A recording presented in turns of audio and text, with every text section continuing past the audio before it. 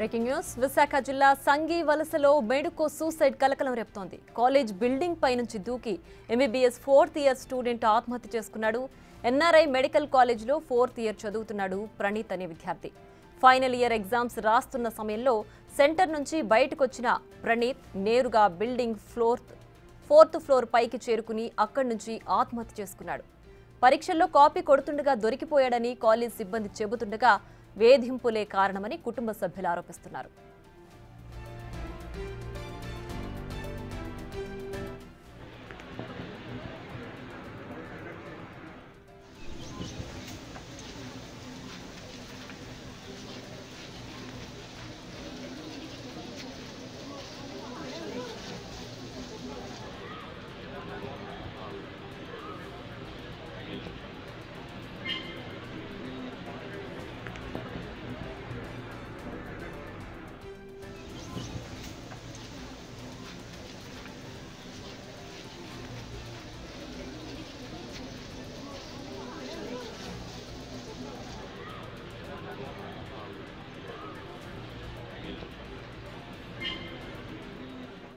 ఇక్కడ ఇదే అంశానికి సంబంధించి మరింత సమాచారాన్ని మా ప్రతినిధి రాజు ఫోన్ లైన్లో అందిస్తారు. రాజు, చెప్పండి, మెడికో సూసైడ్ కి సంబంధించి కాలేజ్ యాజమాన్యం వర్షన్ ఒకలాగా, కుటుంబ సభ్యుల వర్షన్ మరోలాగా ఉంది.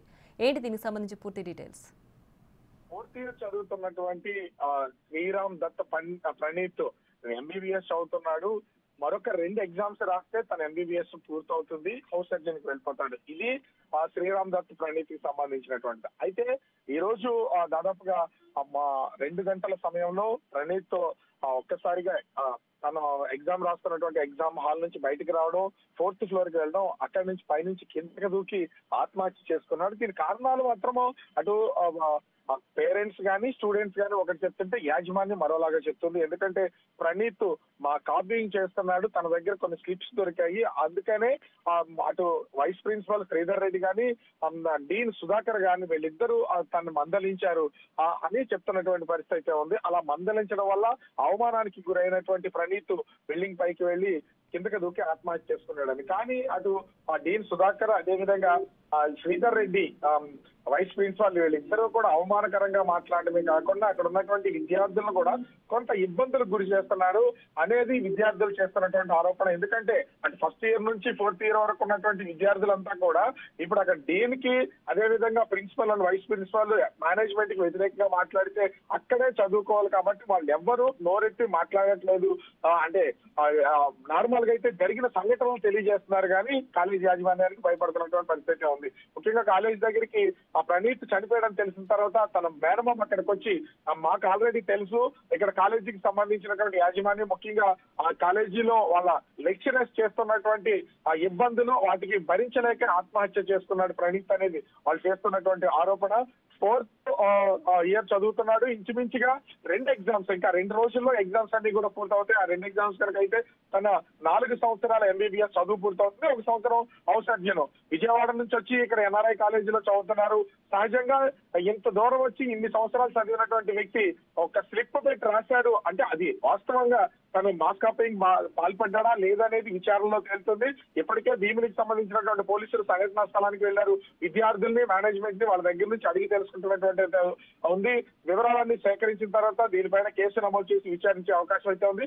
అయితే అసలు ఈ ప్రణీత్ చనిపోవడానికి గల ప్రధానమైనటువంటి కారణం ఏంటనేది మాత్రం బయటపడనివ్వట్లేదు. విద్యార్థులందరూ ప్రస్తుతం అయితే కాలేజీ యాజమాన్యం ఏ విధంగా రెస్పాండ్ అవుతుందో అర్థం కనుక భయపడుతున్నటువంటి పరిస్థితి ఉంది. ప్రస్తుతం అక్కడికి పోస్ట్ మార్టం అయితే నిర్వహిస్తున్నటువంటి అయితే కనిపిస్తోంది. రాజు, అయితే ఈ మొత్తం విషయంలో కూడా అటు కుటుంబ సభ్యులు అలాగే ప్రణీత్ అనే స్టూడెంట్ కి సంబంధించిన ఫ్రెండ్స్ కూడా అంటే ఏం చెప్తున్నారు? అతను ముందు నుంచి చదువులో ఎలా ఉండేవాడు, ఇప్పటికీ 4 సంవత్సరాలు అదే కాలేజ్లో చదువుతున్నాడంటే ఆ కాలేజ్ యాజమాన్యానికి సంబంధించి ఏమైనా ఫిర్యాదులు ముందుగానే చేశాడా? కాలేజ్లో ఇలాంటి వేధింపులు ఉన్నాయని చెప్పి కుటుంబ సభ్యులు వేధింపులని ఎందుకు చెప్తున్నారు? విద్యార్థులు చెప్తున్న దాని ప్రకారం అక్కడ ఉన్నటువంటి డీన్ గానీ వైస్ ప్రిన్సిపల్ గానీ మేనేజ్మెంట్ గానీ వీళ్ళు కొంత వేధింపులకు గురి చేస్తున్నారు. వీళ్ళ వల్ల గతంలో కూడా చాలా మంది విద్యార్థులు ఇబ్బందులు గురయ్యారు. ఎగ్జామ్స్ రాసే విషయంలో, ప్రాక్టికల్స్ రాసే విషయంలో కూడా చాలా ఇబ్బందులు పెడుతూ ఉంటారు. వాళ్ళు చెప్పినవి చేయకపోవడం వల్లే ఆ ఇబ్బందులు పాలవడం. దానికి భయపడినటువంటి, ఎందుకంటే 3 years చదివినటువంటి వ్యక్తి మరొక 2 ఎగ్జామ్స్ రాస్తే కాలేజీకి తనకి ఏ సంబంధం ఉండదు, హౌస్ సర్జన్ మాత్రమే ఉండదు. అట్లాంటి వాడు ఆత్మహత్యకు పాల్పడ్డాడంటే ఇక్కడ ముఖ్యంగా తెలుస్తుంది ఏంటంటే ప్రణీత్ ని 12 గంటల సమయంలో ఎగ్జామ్ సెంటర్ లో తను రాస్తున్నటువంటి ఎగ్జామ్ పేపర్స్ కింద ఒక స్లిప్ ఉంటే ఆ స్లిప్ ను వైస్ ప్రిన్సిపాల్ తీసుకున్నాడని చెప్తున్నారు అక్కడ ఉన్నటువంటి విద్యార్థులు. తీసుకున్న తర్వాత కూడా దాదాపుగా 12 నుంచి 2 గంటల సమయం వరకు ప్రణీత్ అటు వైస్ ప్రిన్సిపాల్ ని చేసినది తప్పు, ఎగ్జామ్ పేపర్స్ రిటర్న్ అవ్వండి, స్లిప్ అయితే నేను రాయలేదు, నా దగ్గర ఉన్న మాట వస్తాయని తన రిటర్న్ ఇచ్చేసి ఎగ్జామ్ రాసుకుంటానని చాలా సేపు వాళ్ళని రిక్వెస్ట్ చేశాడని అక్కడ ఉన్నటువంటి విద్యార్థులు చెప్తారు. వాళ్ళ కరికులం చూపించకపోవడం, అదే విధంగా ప్రణీత్ ని రిక్వెస్ట్ చేస్తున్నటువంటి సమయంలోనే థర్డ్ ఇయర్ స్టూడెంట్స్ ఉన్నటువంటి డిపార్ట్మెంట్ కి వెళ్ళి అక్కడ కూడా కొంతసేపు అక్కడ నిలబెట్టినటువంటి నేపథ్యంలో కొంత అవమానానికి అయితే గురయ్యాడు. దీన్ని తట్టుకోలేక మేనేజ్మెంట్ ఈ విధంగా వ్యవహరించడం, అక్కడ ఉన్నటువంటి ప్రిన్సిపల్ డీన్ కూడా పట్టించుకోకుండా ఉన్నటువంటి నేపథ్యంలో మనస్తాపానికి గురయ్యి ఆత్మహత్య చేసుకున్నాడని తెలుస్తుంది. ఆ ఎగ్జామ్ సెంటర్ లోపలికి రావడం, వచ్చిన తర్వాత మెట్ల నుంచి పైకి 4th ఫ్లోర్ కి అక్కడి నుంచి దూకైతే ఆత్మహత్య చేసుకున్నాడు.